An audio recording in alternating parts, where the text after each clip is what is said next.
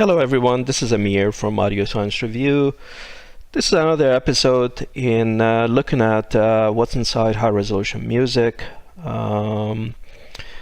This analysis is a little different and it's by request to look at the high-resolution samples provided by the great label 2L, the Nordic Sound. As you can see their website over here.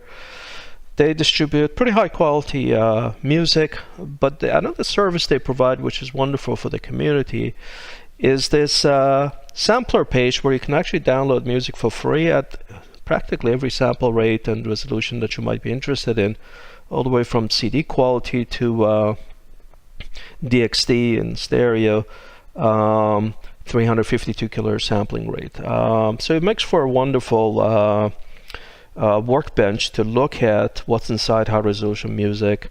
They nicely tell you what the source format is. In this case, it's DXT. So this large file at 410 megabytes is the original master in stereo.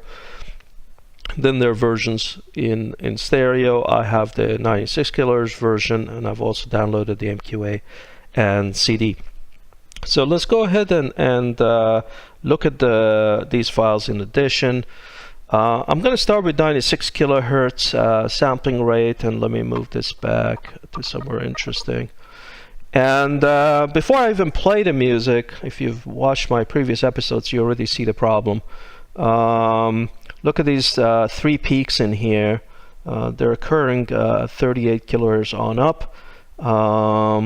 And obviously they're not musical information. As I've explained before, music has this nice exponential roll-off, more or less, and there is no musical instrument that just generates these very narrow, pure tones, almost signals way into ultrasound. Whoever produced and mastered this music, just like me and the rest of you, can't hear those, so what they didn't hear, they didn't catch.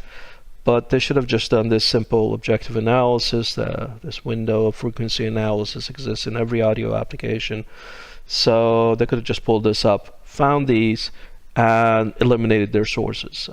What are the sources? The pure ones, again, as I've explained before, probably the scan rate of monitors bleeding into the sensitive inputs of the analog to digital converter. These wider noise ones are less pure. You know, there could be alarms in the building, or if it's captured from tape, which I don't think this one is, it could have been bias signals that are used on reel-to-reel tape recorders. But regardless, it's not our job to discover what they are. It is theirs. They could easily turn equipment on and off until these peaks go away and not deliver these to us.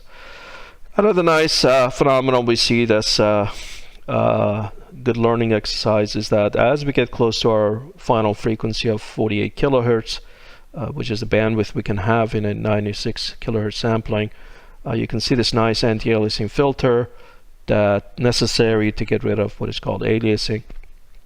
And it pulls things down to minus 180 dBFS, which is great. So that's natural, that's good.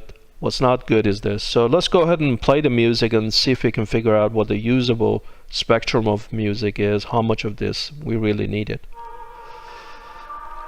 So clearly this part is going up, but if we let it play, we see that it actually does use the rest of the most of the rest of the spectrum also. Let it get louder.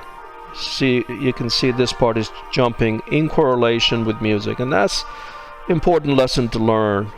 Music is not a random thing. An instrument that plays at this frequency has overtones that play here, and the two have to be correlated. If there's nothing here, then there's just noise, but a real instrument generating high frequencies will extend. Here is a good example. You can see how naturally it extends. So I'd say eyeballing it, about 34 kilohertz is what we need to preserve.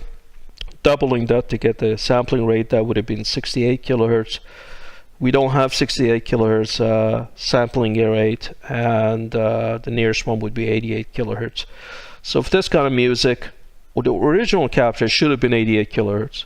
and that unfortunately would have captured some of these tones, but wouldn't have delivered to us a bunch of extra noise.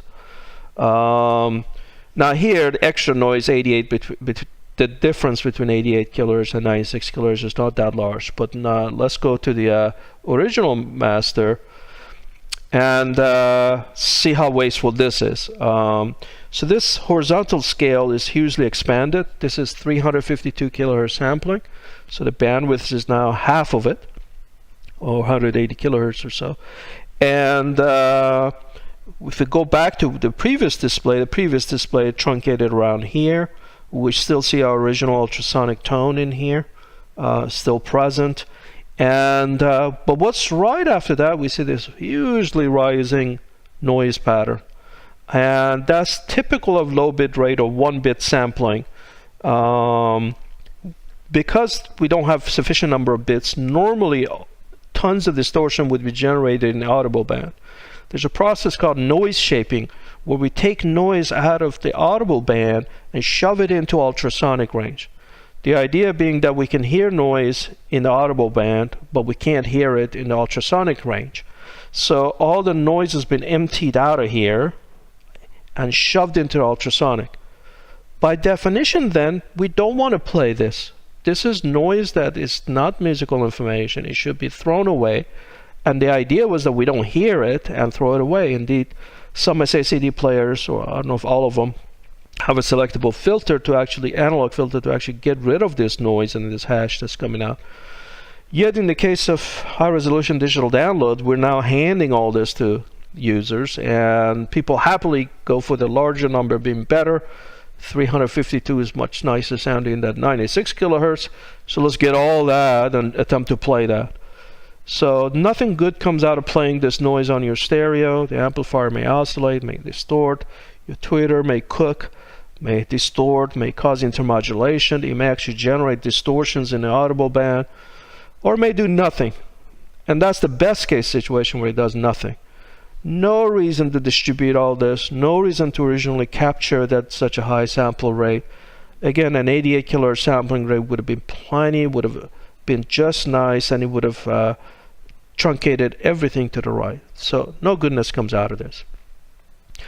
Now, scaling all the way down to what would have been a CD release, let's go ahead and listen to the 16-bit 44.1 kilohertz sampling. So now our horizontal scale truncates down to 22 kilohertz or so. And let's play this content again. And let me see if I can find, yeah, there we go. Oops.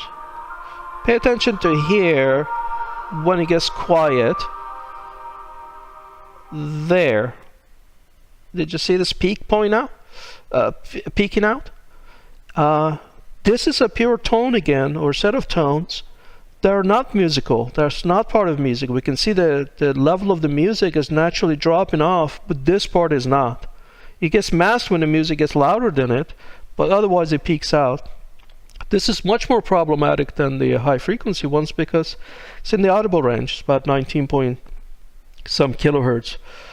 Was it caused by? I don't know. Some instrument, something electronic is generating it. It's unfortunate. I mean, this is egregious. Means even in CD we're hearing it. Let me play that some more. There it is. You can see it very clearly peaking up. Now it's very low level, but you know, still we want to have good quality. There it is. I mean, it's just unmistakable that this is not natural. Nothing here does that. You see this nice exponential clean roll off, and she should have sailed into the sunset the same way. So unfortunate for sure. Now lastly, let's get into a new format called MQA, Master Quality Audio. It's a new format being introduced, and its claim to fame is that it encodes high resolution audio, high sample rate audio into low sample rate distribution format. In this case, 24-bit 48 kilohertz, I believe. Let's open that up. No, this one is actually 44 kilohertz sampling rate. And but inside this, you can actually decode and get the what used to be above here. And how does it do that? Well, if you go back to the original display, we can see how he's going to do that. This area is the audible frequency range, and PCM format, which 16 or 24 bits is spent encoding this. But as we get to our ultrasonic, if you look at the levels in here, 125 dB EFS, these are very, very low level signals. No way do we need to have a dynamic range that describes them all the way up to 0. I've never seen any high resolution content as much of anything above these very, very low levels. So what we really need is just a few bits to encode this spectrum. And that's indeed what MQA does. If we go back to the MQA signal, and let me zoom out a little bit. We see what looks like a CD rate, but then we see a strange phenomenon over here where the noise floor rises in here. Why is the noise floor rising here? Because in here, MQA actually attempts to encode the information it needs to generate the rest of the bandwidth to the right. And so in that regard, it is degrading the CD rate. No question about it. This is very, very low level. Audibility is a different question than objective measurement. But if we play this, we can see that this part of this rising spectrum did not exist. Now luckily a lot of it is above ultrasonic, and again, for us old folks, we don't hear it, but the rise starts around 16 kilohertz or so. So clearly the very high frequencies have had a random noise added to them, and that information actually isn't random. It's actually correlated to what spectrum it wants to generate above this point, but it's been randomized to make his audibility very difficult. I haven't done any double-blind tests to see if I can hear that. I believe others have, and they sort of kind of could. So at the extreme, this may be audible depending on the content you play. So there's a price to be paid. It's backwards compatible. MQA is. That means just as I'm doing right now, I'm playing this without MQA decoding, yet the music plays and I hear it. But there's a compromise in embedding that in here. I believe for other content they use 48 kilohertz sampling, which allows this to be shoved further up above the audible band. Right now it's at 16 kilohertz. So that's it. Hopefully you're finding these episodes useful. I know music's about art and enjoyment, and not about what's going on in here, but I think the industry needs to do a better job in producing and delivering high resolution content to us that's pristine, that's clean, because that's what we pay for. We pay a lot more for these high resolution downloads. They're not on sale for next to nothing on Amazon to go and buy the CD. And so we expect, and rightfully so, pristine quality masters, and not something that has extra tones in it, and noises, and what have you. Okay. Again, this is Amir from AudioscienceReview.com. Talk to you later in a future episode. Bye-bye.